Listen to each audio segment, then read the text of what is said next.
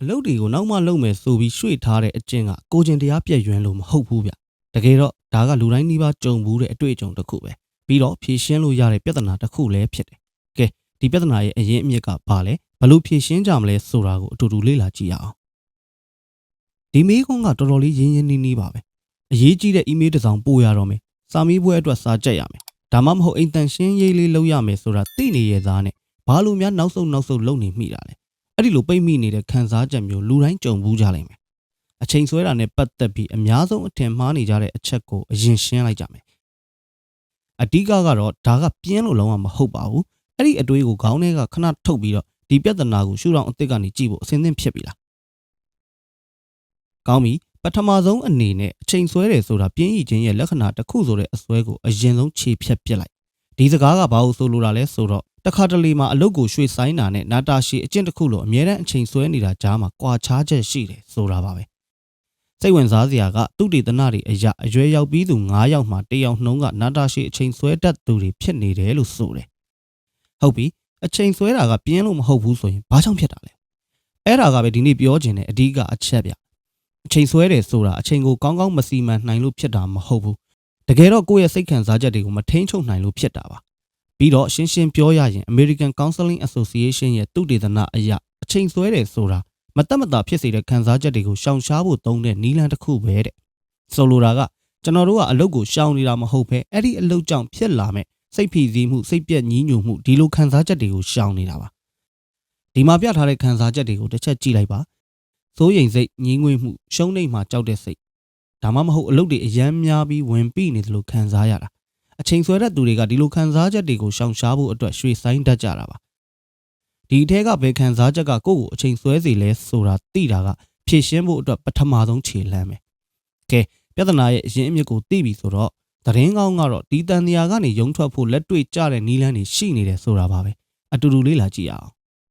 ်ပထမဆုံးနည်းလမ်းကတော့ကိုယ့်ရဲ့စိတ်ကိုလေ့လာစောင့်ကြည့်ဖို့ပဲဒီနည်းလမ်းကအချိန်ဆွဲခြင်းနဲ့စိတ်ကိုဖြစ်စေတဲ့မတတ်မတာဖြစ်မှုကိုထွက်မပြေးပဲရင်ဆိုင်နိုင်အောင်ကူညီပေးလိုက်မယ်ဒီလေ့ကျင့်ခန်းရဲ့အဓိကရည်ရွယ်ချက်ကမတတ်မတာဖြစ်တဲ့ခံစားချက်တွေကိုဖယ်ရှားပစ်ဖို့မဟုတ်ပါဘူးအဲ့ဒီအစားခံစားချက်တွေရှိနေတာကိုအသိအမှတ်ပြုပြီးသူတို့နဲ့အတူအေးအေးဆေးဆေးနေတတ်အောင်လေ့ကျင့်ပေးတာပါဒီလိုလုပ်နိုင်ပြီဆိုရင်ခံစားချက်တွေကကျွန်တော်တို့ကိုမထိန်ချုပ်နိုင်တော့ပါဘူးရွေးချယ်မှုကကိုယ့်လက်ထဲပြန်ရောက်လာပါပြီဒုတိယနည်းလမ်းကတော့လှုပ်เสียရအလုပ်တွေကိုဝင်မပြီးစေပဲစတင်ရတာလွယ်ကူအောင်ဘယ်လိုလုပ်မလဲဒါကိုအဓိကထားပါတယ်စာတော်အောင်စူးစမ်းမယ်ဆိုတဲ့ပန်းတိုင်မျိုးကဘယ်ကစပြီးဘာလို့ရမှန်းမသိအောင်ရှုပ်ထွေးစေပါတယ်ဒါပေမဲ့ smart framework ကိုသုံးပြီးတော့ algebra မှာငါဘီရအောင်လုပ်မယ်အဲ့ဒီအတွက်တပတ်နှစ်ခါဆရာကိုမေးမယ်ဆိုပြီးတော့တိတိကျကျသတ်မှတ်လိုက်ပြီးဆိုရင်တော့ဘာလို့ရမလဲဆိုတာရှင်းလင်းသွားပြီးလှုပ်ဆောင်ဖို့အများကြီးလွယ်ကူသွားလိမ့်မယ် Pomodoro နည်းစနစ်ကတော့အရန်ရိုးရှင်းပြီးအစွမ်းထက်တဲ့နည်းလမ်းတစ်ခုပါပဲ25မိနစ်ပဲအာယုံစိုက်မယ်ဆိုတဲ့အတွေးနဲ့အလုပ်စဖို့တွန်းအားပေးပါတယ်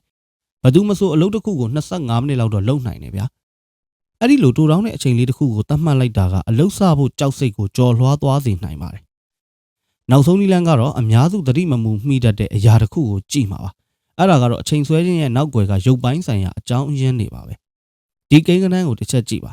National Sleep Foundation ရဲ့စစ်တမ်းအရအရွယ်ရောက်ပြီးသူ10ယောက်မှာ6ယောက်ကအေးရေးမဝကြဘူးလို့ဆိုပါတယ်အေးရေးမဝလို့ပင်ပန်းနေရင်ခက်ခဲတဲ့အလုပ်တွေကိုလုပ်ဖို့စိတ်မပါတာကအံ့ဩစရာမဟုတ်တော့ဘူးလေနော